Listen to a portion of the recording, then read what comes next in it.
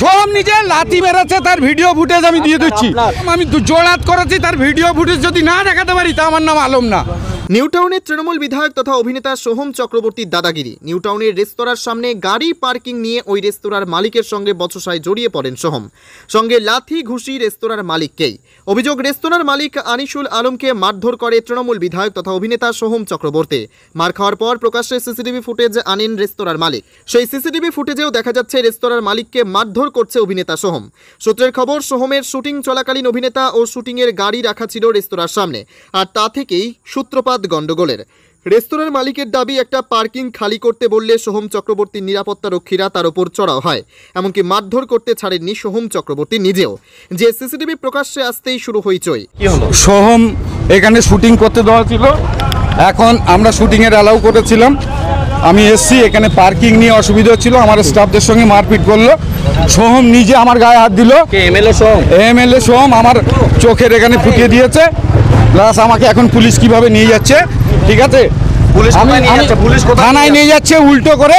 কারণ হচ্ছে বলেছে আমি অভিষেকের বন্ধু, আলাম অভিষেক জানি না, আমার রেস্টুরেন্টের ব্যবসা হচ্ছে, একটা গাড়ি পার্কিং ঠিক করতে বলেছিলাম। পুলিশ নিয়ে যাচ্ছে কেন? পুলিশের অফিসার রয়েছে জিনু, আমার কোনো রকম নেই, এক পয়সা ফাইন্যান্সিয়াল ডিল নেই। তারপরেও বলছে সোহম হুমকি দিচ্ছে একদিনে রেস্টুরেন্ট বন্ধ করে দেবো।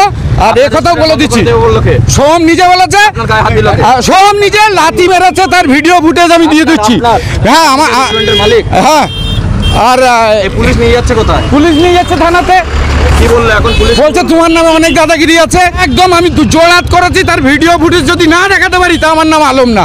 সোহম লাত মেরেছে। আপনাকে লাত মেরেছে? একদম ভিডিও ফুটেজ আমার চোখের এখানে ভালো করে। তাদের কোনো অ্যাকশন নিল না? পুলিশ তো এখন উল্টো আমাকে বলছে থানায় চলো। তাহলে কি এটা কি প্রভাবশালীদের একটা অংশ পুলিশের? 100 বার সোহমের দাদাগিরি, 100 বার আমাকে মেরেছে। ফুটেজ রয়েছে, আমার ছেলেদের ধরে ধরে মারছে, বলছে বন্ধ করে দেবে রেস্টুরেন্ট, হুমকি দিচ্ছে। কোনো রকম ফাইন্যান্সিয়াল ডিল না, আমরা বলেছিলাম আমাদের সামনে। ফাইন্যান্সিয়াল ডিল ছাড়া কিভাবে রেস্টুরেন্ট দিলেন? আমরা ফ্রি অফ কস্টে দিয়েছি, একজন সেলিব্রিটি আসছে আজ শুটিং করে না। অবশ্য মারধর নিয়ে সোহমের বক্তব্য রেস্তোরাঁর মালিক অভিষেক ব্যানার্জির নামে কুমন্তব্য করেছিল।